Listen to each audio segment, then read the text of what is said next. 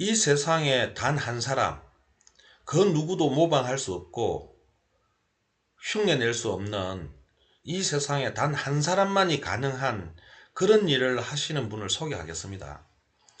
여러분, 야, 이거 보세요. 자, 이게 제20대 대통령 후보 납세 실적 랭킹 허경영 후보 1위 이 내용인데요. 여러분, 이 세상에 세금 내고 싶어 하는 사람 어디 있습니까? 이 세상에 모든 사람들은 세금 내기 싫어하고 해서 절세하거나 탈세하거나 면세하려 합니다. 이번에 대선 기간 중에 윤석열, 이재명 엄청나게 허경영의 공약이나 제서치워 이런 것을 다 따라했죠.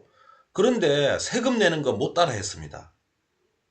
여기도 나오죠. 20대 대선 후보 세금 납부 금액 순위 해가지고 1위 허경영입니다. 재산이 264억인데 1위 했어요. 근데 여기 보세요. 2위.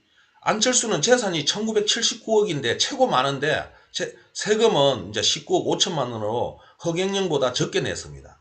이게 엄청난 차이예요.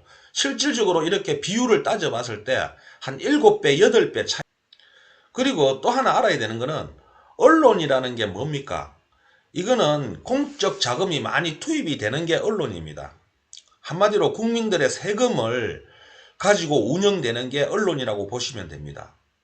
그런데 그런 언론들이 이렇게 4위, 5위 하는 이런 윤석열, 이재명을 수만 번씩 내비치고 당선되도록 온갖 했습니다. 이거는 허경영 국가혁명당 후보 1위 해가지고 지난 서울시장 보궐선거 때의 자료입니다. 허경영 국가혁명당이 1위죠.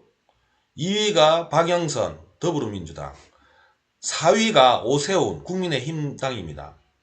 그런데 결국 이 오세훈이 이제 당선됐죠. 서울시장으로. 그 어떻게 된 겁니까? 그때도 그렇죠. 박영선, 오세훈 이 두 사람만 언론에서 주구장창 내보냈죠. 이 언론들은 쓰레기예요, 쓰레기. 자신들이 누구 때문에 삽니까? 국민들의 세금으로 삽니다. 그런데 세금도 별로 내지도 않는 이 사람들은 주구장창 20대 대선 후보 납세 랭킹과 20대 대선 후보 재산 랭킹을 가져와 봤습니다. 자, 허경영이 납세 랭킹 1위죠. 19억 9,300만 원을 냈습니다. 그런데 재산은 264억으로 3위예요. 근데 거꾸로 안철수는 납세 랭킹이 2위입니다. 그런데 재산이 보세요. 재산이 1979억, 2천억입니다. 2천억. 2천억에 19억 5,300만 원이니까 1% 정도 세금을 낸 거죠. 허경영은 264억에 19억 9,300만 원을 냈으니까 거의 7%, 8%의 세금을 냈습니다. 그러면 언론들은 누구를 집중 조명해야 되겠습니까? 허경영을 집중 조명해야 함에도 불구하고 오히려 이재명, 윤석열, 안철수 이렇게 세금도 별로 내지도 않고 낼 의지도 없는 사람들을 집중 조명해주고 띄워줬습니다. 정말 개쓰레기예요. 이 세상의 모든 사람은 하나도 빠짐없이 모든 사람은 세금을 절세하고 탈세하고 면세하려고 기를 쓰고 달려듭니다. 그런데 이 세상에 단 한 사람 허경영만큼은 어떻게 하면 세금을 많이 낼 수 있을까? 이런 궁리를 하는 거예요. 왜? 세금을 많이 낸다는 것은 그만큼 국민들의 부담을 줄이는 거예요. 이게 허경영이에요. 이런 사람은 이 지구상에 허경영밖에 없습니다. 지금 거대 언론이 허경영 죽이기를 하고 있습니다.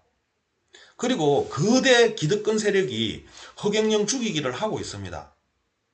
한마디로 왕따를 당하고 있습니다. 힘과 권력을 가진 자들에 의해서 왕따를 당하고 있는 이 가여운 허경영을 여러분들이 손가락질하면 되겠습니까? 양심이 조금이라도 살아있다면 바로 이런 허경영을 보호하고 우리는 추앙하고 존중해야 됩니다. 온갖 언론의 조작질, 음해 방송에 의연하게 대처하고 그런 언론을 질타하는 자세를 보여야 합니다. 허경영 만한 사람이 없어요. 파헤쳐보면 볼수록 다 도둑놈들밖에 없어요.